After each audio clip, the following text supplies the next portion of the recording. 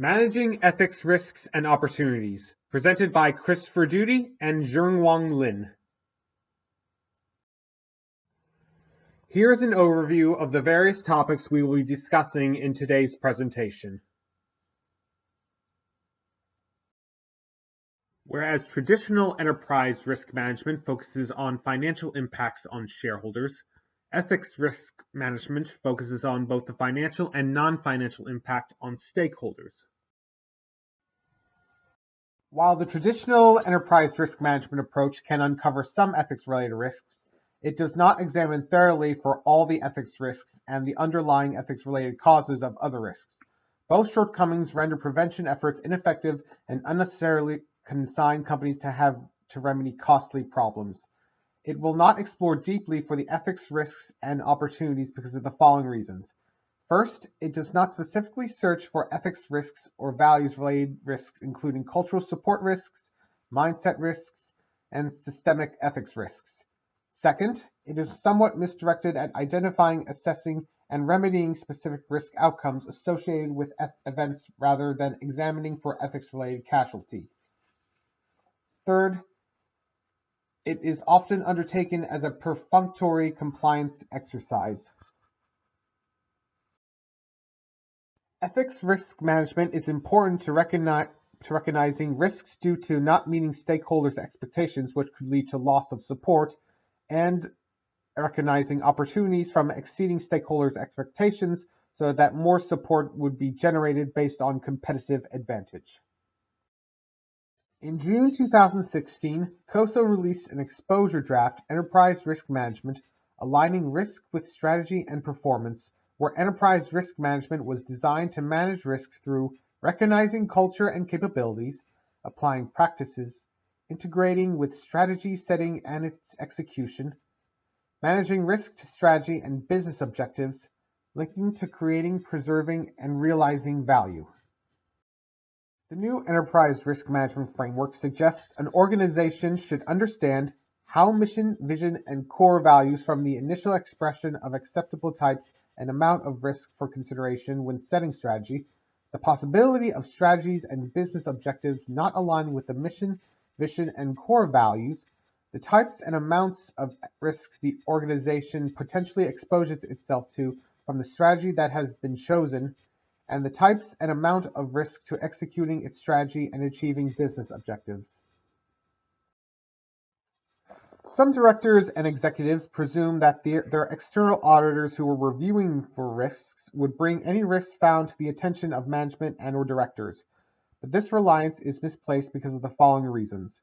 Firstly, the normal external audit usually only concerns itself whether the risks found would have resulted in a material misstatement which might represent the operations or financial position of the company. Secondly, there never has been a requirement for external auditors to search for and report any ethics risks or opportunities.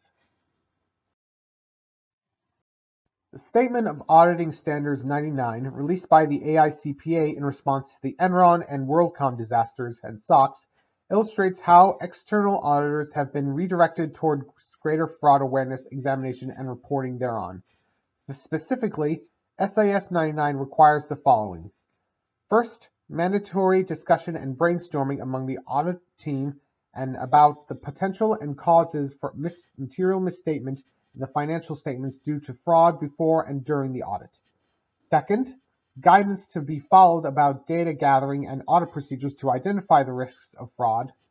Third, mandatory assessment of the risks of fraud based on the risk factors found and under revised assumptions of management innocence to guilt as follows.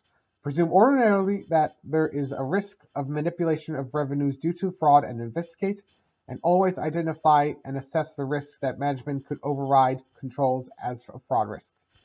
Fourth, increase standards for examination documentation and reporting on the audit steps taken to ensure that manipulation did not occur.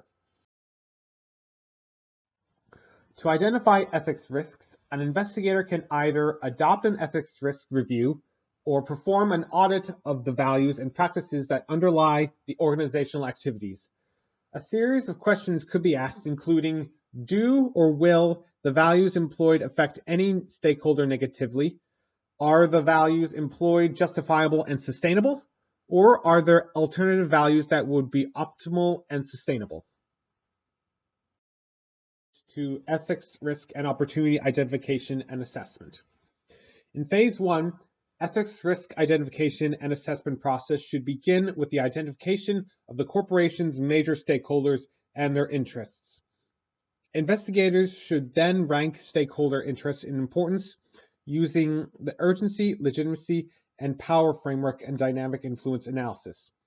Upon then, investigators should have a projected understanding of which stakeholder interest issues are sensitive and important and why. Next, the investigator should confirm these projections by interacting with a representative stakeholder panel and with important stakeholder groups.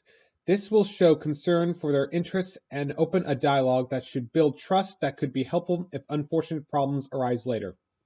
At the end of this process of stakeholder consultation, a confirmed grid of important stakeholder expectations for performance should emerge. In phase two, investigators should consider the corporation's activities and assess the risks of not meeting or the opportunities of exceeding expectations. The comparison should be done in three perspectives. The first perspective refers to the relevant input, output, quality, and other variables of corporate performances. Comparison should also be using the 6 hypernorm values that are universally respected in most cultures, which include honesty, fairness, comparison, integrity, predictability, and responsibility. The thought is, if corporate activities respect these values, there is a good chance that those activities will also respect the expectations of the corporation's important stakeholders, domestic and foreign, now and in the future. Finally, the comparison should be reassessed from the perspective of potential impacts on the corporation's reputation. Charles Fonbrun's model, where the reputation depends on 4 factors, trustworthiness, credibility, reliability, and responsibility, can be a helpful framework to organize the comparison needed. Specific corporate needs should dictate the nature of the reports presented, but consideration should be given to at least the following reports of ethics, risks, and opportunities: by stakeholder group, by product or service, by corporate objective, by hypernorm value, and by reputation driver. This set will provide data that will allow directors and executives to monitor ethics, risks, and opportunities, to plan to avoid and mitigate risks, and to strategically take advantage of opportunities.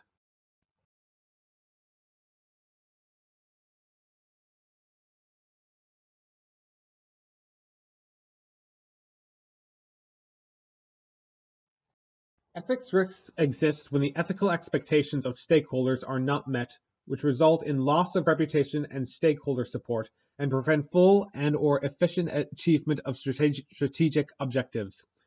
Important ethics risks include the following: organizational culture risks, which exist when an organization's culture fails to provide sufficient support and guidance to ensure a culture of integrity; mindset risks, which exist when decision makers, employees, and agents are improperly motivated or use unethically unsound rationales for their decisions; and systemic risks, which often originate outside an organization and affect an entire system or of activity. Most investigative and forensic accounts subscribe to the following logic regarding a fraudster. He or she has to have the opportunity to act improperly. He or she has to be motivated by an unbalanced self-interest based on greed, ego, or status, and/or the need to pay for drugs or offset losses. And he or she has to use a faulty or unethical rationale for his or her decision.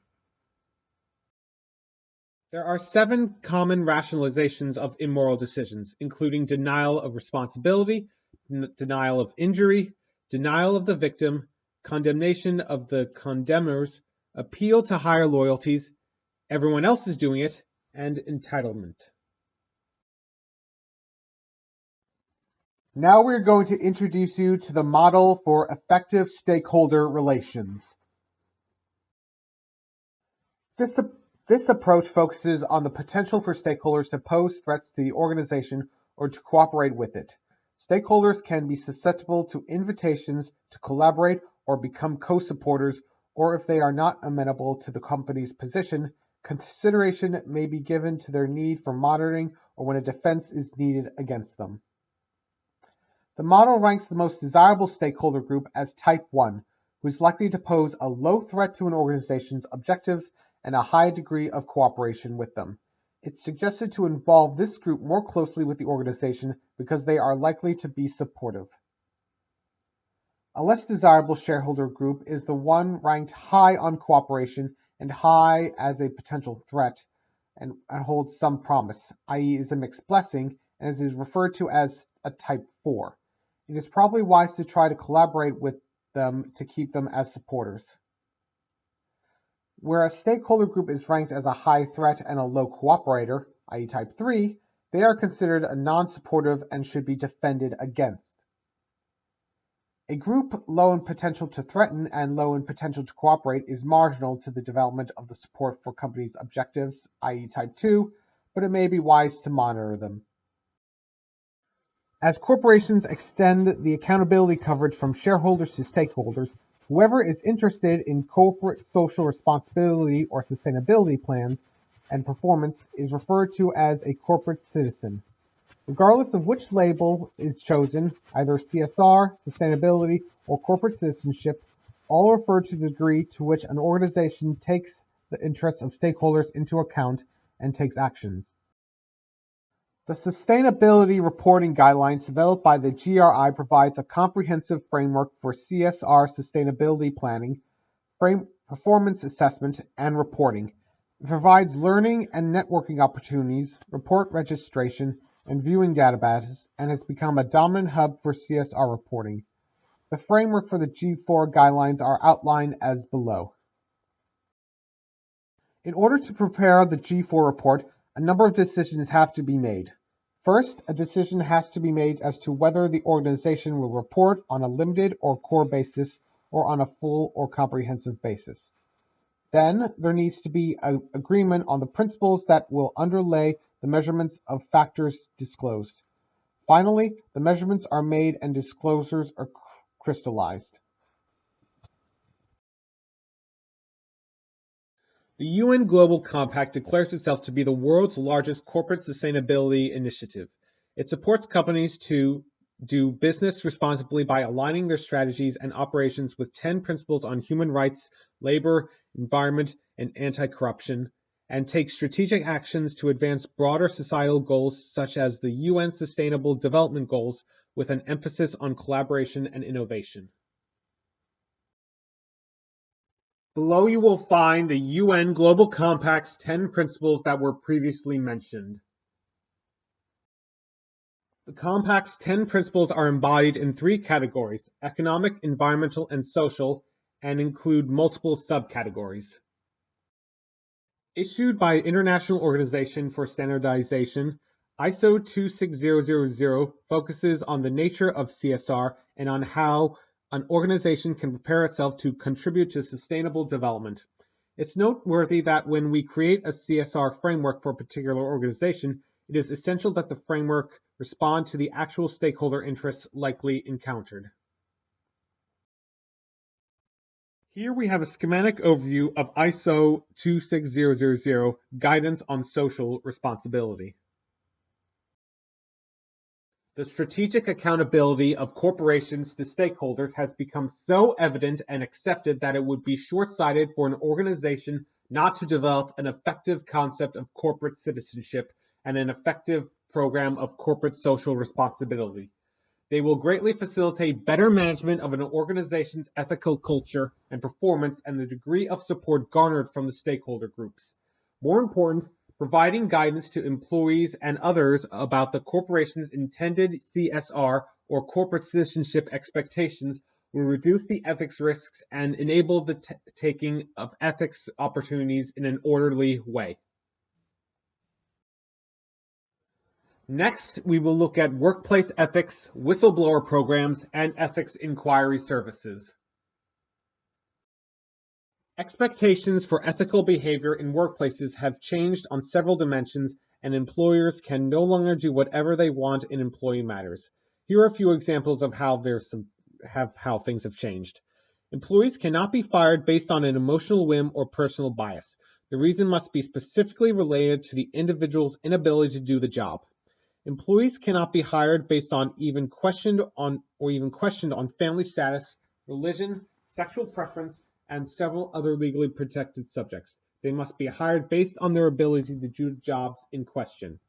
Sexual discrimination cases are usually decided based on what the person receiving the unwanted attention believes to be the case, rather than on what the person, often the manager or owner, providing the unwanted attention believes should be reasonable. Furthermore, the employer is held responsible for failing to provide a harassment-free workplace. Employers are expected to observe legal statutes or regulations that provide protection for employees from several frequently encountered situations, including lack of privacy and civility. Since the early 1970s, there has been an increasing awareness that the rights of individual workers were worthy of more respect relative to the rights of the employer than had ever been the case before. For example, the rights of an employer have changed. The employer can no longer order his or her employees to pollute, risk their health or safety or that of others, or say nothing when the truth was being distorted. By employees.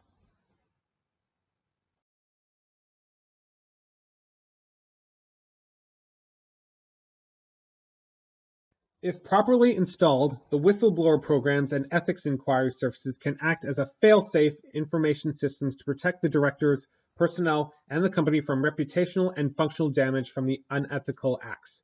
First, these programs make it possible for employees to be able to exercise their conscience as described in the previous section.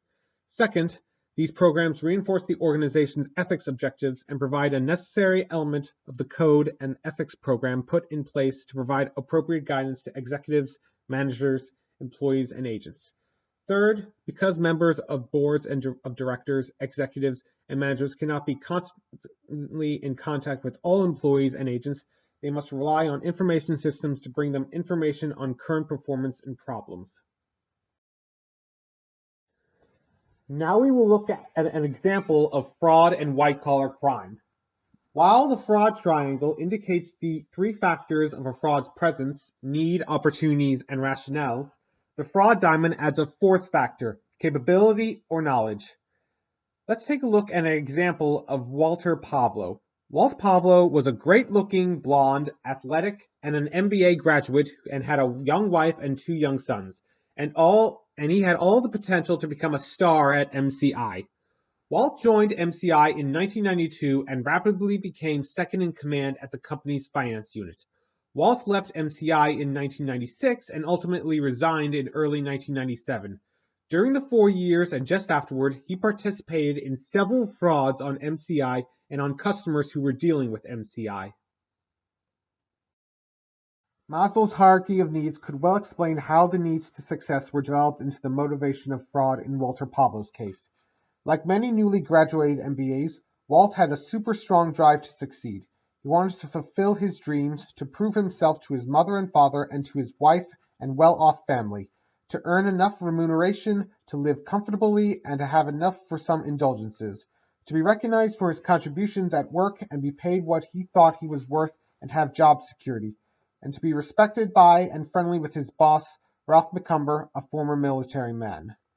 Walt's desires showed that he was motivated by the need for money to maintain his family and by job security. In addition, he wanted to earn the respect of his boss and other MCI employees and higher-ups.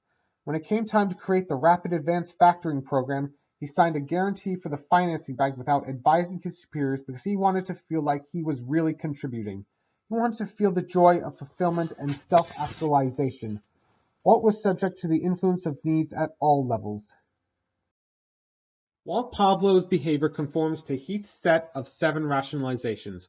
Walt justifies some of his behavior by his loyalty to his family. At first, he was just taking orders for the accounting chicanery he leads. He believed that someone else at a higher pay grade was responsible for determining whether the actions involved are ethical. Moreover, he also viewed the money he helped skim for MCI's shyster customers as a victimless hustle because it's stealing from crooks and scammers, because you can't steal what you're not going to get, indicating that he does not believe that there is any injury caused by his action. In addition, when Walt began to realize that he wasn't recognized for his good work and that he been taken advantage of, he started feeling that the company owes him and that he is entitled to help himself by engaging in fraud. Furthermore, he took the view that many senior executives know what is going on and are turning a blind eye to the hiding of the size of the bad debt problems. He believed they know that the accounting and reporting systems are a mess, a veritable black hole, and are taking advantage of it. Finally, Walt justified some of his behavior by his loyalty to his family. He arranged for his father to buy a company and for his family to have a higher lifestyle that they would not otherwise have. As a result, his loyalty to his family takes precedence over his loyalty to MCI. Even though there may be a need to commit fraud and the action can be rationalized, there must also be opportunities and the capacity or knowledge to commit fraud with acceptable levels of risk of getting caught and punished severely. In Walt's case, he views the MCI accounting system as a veritable black hole, an absolute shambles.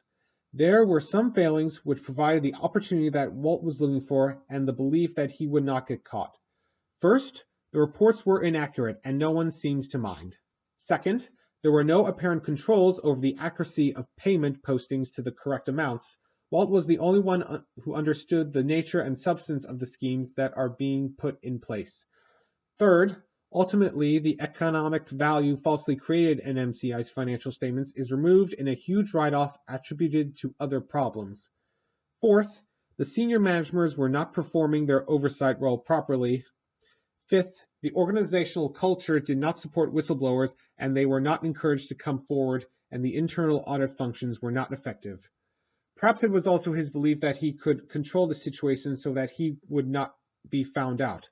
Ultimately, he realized that he could not control his greedy co-fraudsters, and he lost sight of the fact that he had ripped off a bank, not only scammers. Both misjudgments came back to haunt him. Maslow's hierarchy of needs and Heath's 7 rationalizations of unethical acts as frameworks to spot red flag problems before they cause or allow significant harm. These frameworks should also be considered when planning for or instituting new incentive and reward systems. There is a definite advantage to installing an ethical corporate culture with a whistleblower mechanism and instilling expectations of compliance with an ethical corporate culture from the beginning of employment, as well as reinforcing these expectations periodically. Additionally, although a military-like microculture where employees were expected to follow orders rather than exercise their own conscience looks attractive into the short run, it prevents longer-term benefits from surfacing and raises risk for the enterprise as a whole.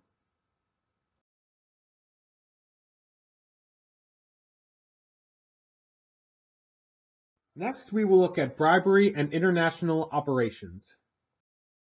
If any corporation operates outside of its domestic market, the normal guidance offered to employees must be reconsidered as to the following: how their usual operating practices will impact on the local economy and culture, whether different local foreign practices such as widespread gift giving or even bribery should be endorsed or banned, and the reaction to these changes by domestic stakeholders and particularly by primary stakeholders, including major customers and capital markets.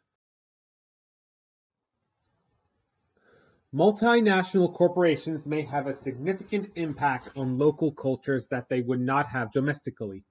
They must be careful not to have unfavorable local impacts on the following areas: labor markets, including wage rates and availability of supply, raw material and other input markets, political and legal processes, and religious and social customs. The most difficult problems arise when the values of the primary corporate stakeholders differ from those in the local foreign country, including the following: approval of bribery, use of child labor, use of slave labor, unhealthy labor conditions, treatment of women, support of repressive regimes through location of operations, lack of freedom of association, respect for environment, and dealings with family members are expected but not avoided. A facilitating payment is usually nominal in value and made to speed up a result that would have happened anyway given enough time. For example, a small payment made to a customs official that all importers pay to facilitate movement of goods usually provides no competitive advantage. A bribe, on the other hand, is usually a larger payment than a nominal and is paid to gain competitive advantage and without which the desired result would not occur. Both payments are intended to influence outcomes, but some observers believe that a facilitating payment is of lesser ethical consequences than a bribe. Others do not agree so. The figure below shows worldwide anti-bribery developments that have taken place during the period of 1975 to 2016. In some cultures, particularly in Southeast Asia, China, and Japan, there is a long tradition of gift giving to cultivate long-term relationships that facilitate business dealings. In fact, however, corporations have found that they have been able to do business without bribery or facilitating payments, primarily because of excellent quality of their products and services.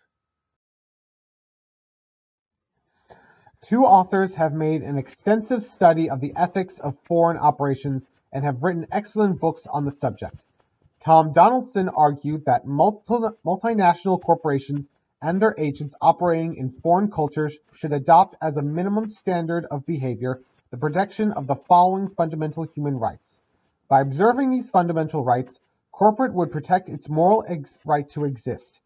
These rights include freedom of physical movement, ownership of property, freedom from torture, fair trial, non-discriminatory treatment, physical security, freedom of speech and association, minimal education, political participation, and subsistence. Richard DeGeorge suggested 7 practical action-oriented principles to guide which provides a basis for evaluating and responding to charges of unethical behavior. These principles include the following: do not intentionally direct harm, produce more good than harm for the host country, contribute by their activity to the host country's development, respect human rights of their employees, respect and work with that culture, not against it, provided that the local culture does not violate ethical norms, pay their fair share of taxes, and cooperate with local government in developing and enforcing just background institutions. According to Lurbinger, a crisis is an event that brings or has the potential for bringing an organization into disrepute and imperils its future profitability, growth, and possibly its very survival. If ethical behavior is considered to be of great importance by a corporation in its normal activities, ethical considerations should be even more important in crisis situations, since crisis resolution decisions usually define the company's future reputation. Fundamental to the proper management of a crisis is an understanding of 4 phases of a crisis: pre-crisis, uncontrolled, controlled, and reputation restoration. The main goal of crisis management should be to avoid crises. If this is not possible, then the impact should be minimized. This can be done by anticipating crises or recognizing early warning signs as soon as possible, and responding to soften and minimize the impact and shorten the time during which the crisis is uncontrolled. These goals can best be achieved by proper advanced planning, by continued monitoring, and by speedy, effective decision-making during the crisis. Ethics can be integrated into the decision-making process for crisis management in many ways. Specific instances involve prevention and warning, inclusion in an analytical approach, focusing a decision, and framing communications. In conclusion of this presentation, a corporate's success depends on the support from their stakeholders, and that depends on the respect shown for stakeholder expectations. Organizations would do well to observe the 6 HYBR norms: honesty, fairness, compassion, integrity, predictability, and responsibility, all of which should be built into governance, risk management, strategy, operations, ethical decision-making, disclosure, and crisis management. Thank you for taking the time to listen to our presentation today. We hope it was very insightful. Goodbye.